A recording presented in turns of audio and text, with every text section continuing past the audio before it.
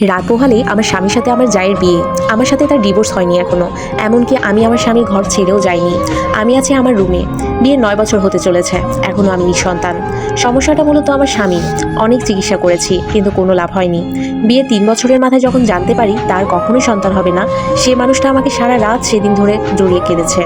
আমাকে বলেছে আমি যাতে তাকে কখনো ছেড়ে না যাই, এবং আমিও তাকে কথা দিয়েছিলাম আমি কখনোই তাকে ছেড়ে যাব না। এরপর ভালোই দিন যাচ্ছিল। শাশুড়ি মাও আমাকে অনেক আদর করতো। হঠাৎ একদিন রাতে আমার ভাসুর ঘুমের মধ্যে ব্রেন স্ট্রোক করে মারা যায়। তারা আলাদা বাড়ি করেছিল, সেখানেই তারা থাকতো। মৃত্যুকালে আমার ভাসুরের একটা 12 বছরের ছেলে এবং একটা 3 বছরের ও একটা 5 বছরের 2টা মেয়ে রেখে যায়।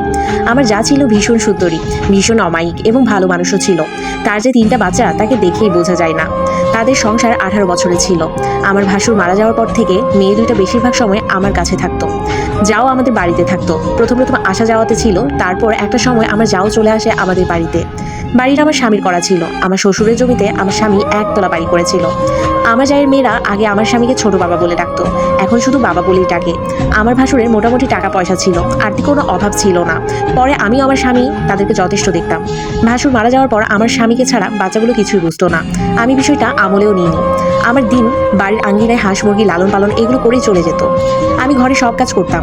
আমার ভাসুর মারা যাওয়ার পর রাতের বেলা আমার স্বামী ভাসুরের মেয়েগুলোর সাথে থাকতো, কারণ ওরা বাবার জন্য কান্না করতো। তখন আমার বিছানায় এসে ওরা ঘুমাতো।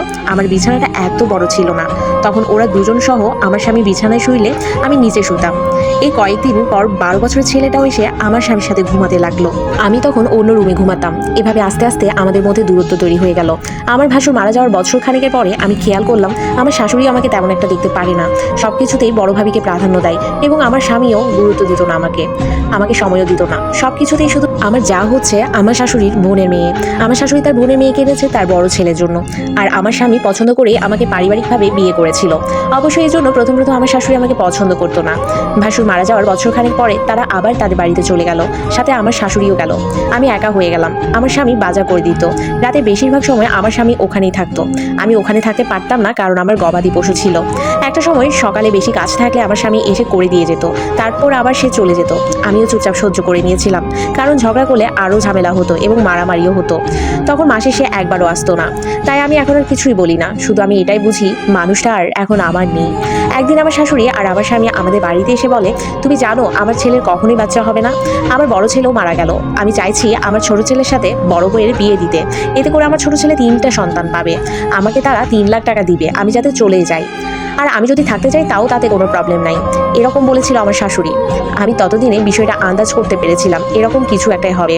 আমি আমার স্বামীকে কিছুই বলিনি, কারণ তার উপর আমার এক রাশ অভিমান জমা হয়ে গিয়েছিল। আমি গরিবের মেয়ে, আর আমি জানতাম আমি যদি এখান থেকে চলে যাই তাহলে আমার ভালো কোনো জায়গায় বিয়ে হবে না। আমি সব কিছু চুপচাপ মেনে নিয়েছি। শুধু বুকে ব্যথা হতো আর কলিজা মুচড়াতো, কিন্তু কান্না আসতো না। অনেক কান্না করতে চাইতাম, কিন্তু আসতোই না। নামাজের বিছানায়ও কান্না আসতো না আমার স্বামী তারপর আমাকে বলে, তোমাকে আমি কোনো দিনও অবহেলা করবো না। আমি কিছুই বলি না, শুধুই হেসে গেছি। এরপর আমার জায়ের সাথে আমার স্বামীর বিয়ে হয়ে গেল। আমার স্বামী আর এখানে তেমন একটা আসে না। মাঝে মাঝে আসে, আমার সাথে কথা বলতে চাইলো আমি কাজের অজুহাত দেখিয়ে কথা বলতাম না। কার সাথে কথা বলবো যে আমাকে ভুলে গেল? তার সাথে আমি আর কি কথা বলবো? বিয়ের পর থেকে আমার স্বামী মাসে একবারও আসেনি। মন চাইলে একটু বাজার পাঠাই, না হলে নাই। আমিও কিছু বলিনি। গরুর দুধ, হাঁস, মুরগির ডিম, শাকসবজি কিছু বিক্রি করে আমার পেট চলে যেত। শ্বশুরবাড়ির সবার সাথে আমার দূরত্ব বাড়তে থাকে। যে মানুষগুলোকে আমি কত আদর করে খাওয়াতাম, সে মানুষগুলো দেখলে এখন আর কথাই বলে না, আমাকে খোঁচা মেরে কথা বলে। কেন আমি আমার স্বামীকে এখনো ডিভোর্স দিইনি, হ্যান ত্যান। আমার শাশুড়ি এখন আর আমার কাছে আসেই না। আমি ওনাকে মা ডাকতাম, কত যে সে সেবা করতাম।